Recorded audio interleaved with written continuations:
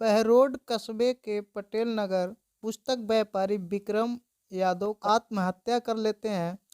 और आत्महत्या करने का जैसे ही लोगों को जानकारी होता है और लोग काफ़ी जुट जाते हैं। रिश्तेदार को भी जानकारी होती है और रिश्तेदार भी पहुंचते हैं। लाश के पास बैठी बीबी और उसके घर के सभी सदस्य, जो भी कोई आता उसके शव को देखने की कोशिश करता, लेकिन उसको शव देखने से मना कर दिया जाता है।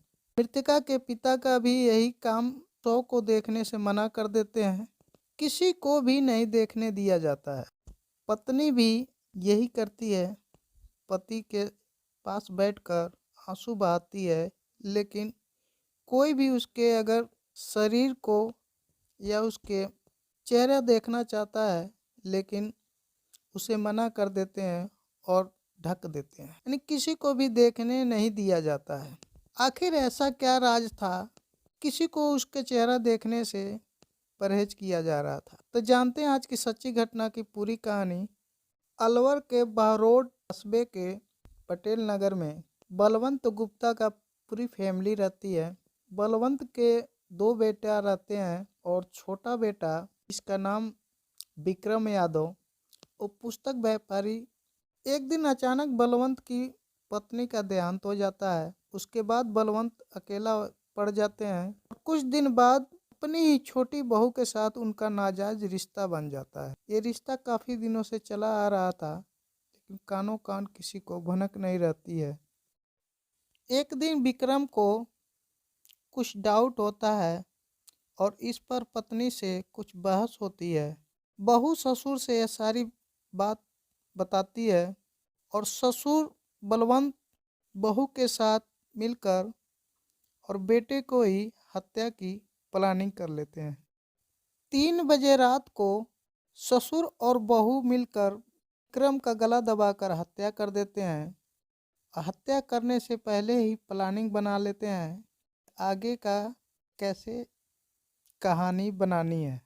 कहानी के मुताबिक सुबह उठकर बलवंत रोज की तरह 6 बजे ही सैर के लिए निकल जाते हैं। पत्नी भी सुबह उठकर अपने काम में लग जाती है और अचानक खबर मिलता है छोटे बेटे ने आत्महत्या कर लिया। गांव के सभी लोग जाते हैं। बीबी पास बैठ के रोने लगती है और पिता भी वहां पर पहुंच जाता है। रिश्तेदार सभी आते हैं और सनसनी मच जाती है कि विक्रम आत्महत्या कर लिया। विक्रम के ससुराल से भी लोग आते हैं। रिश्तेदार कोई भी व्यक्ति जैसे ही विक्रम के पास जाते हैं और उसके मुंह को देखने की कोशिश करते हैं, विक्रम की घरवाली उन्हें मना कर देती है और साथ में विक्रम का भाई भी बैठा रहता है। उन्हें उसके मुंह को देखने से मना कर देते हैं। पुलिस भी मौके पर पहुंचती है और पुलिस भी घर की पूरी छानबीन करती है। फुटेज, सीसीटीवी सारा कुछ खंगालती है। आए रिश्तेदार सभी लोग आपस में यही चर्चा करते हैं कि आखिर इनके घर पे क्या कमी था, क्या कारण हो सकता है कि इसने आत्महत्या कर ली। पुलिस छानबीन करती है घर पे। कुछ ही दिन पहले बलवंत 64 लाख रुपए की कोई जायदाद बेचे थे और पैसे भी मौके पे ही घर के अंदर ही था। इसका भी खुलासा हो जाता है। उसकी भी पूछताछ करती है पुलिस कि आखिर ये पैसा कैसा और कहाँ से आया। बलवंत सारी बात बताते हैं। पुलिस सुलझा नहीं पाती है पहली।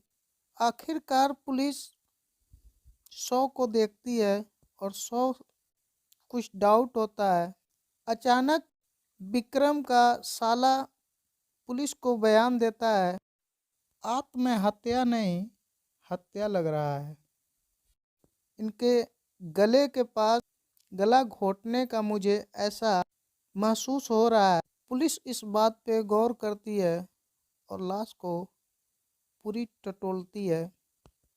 विक्रम के पत्नी से भी पूछताछ करती है पुलिस और बलवंत से भी काफ़ी जानकारी लेती है।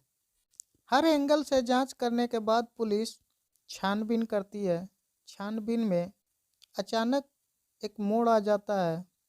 घटना के वक्त अचानक बलवंत 1 घंटा पहले ही छत के ऊपर जाते हैं। सीसीटीवी के फुटेज के मुताबिक और विक्रम के साले के मुताबिक गले पे गला दबाने की निशान।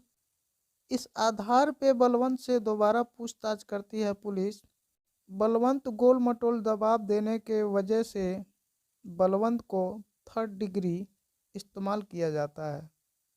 उसके बाद बलवंत टूट जाता है और घटना की पूरी जानकारी पुलिस को बता देता है।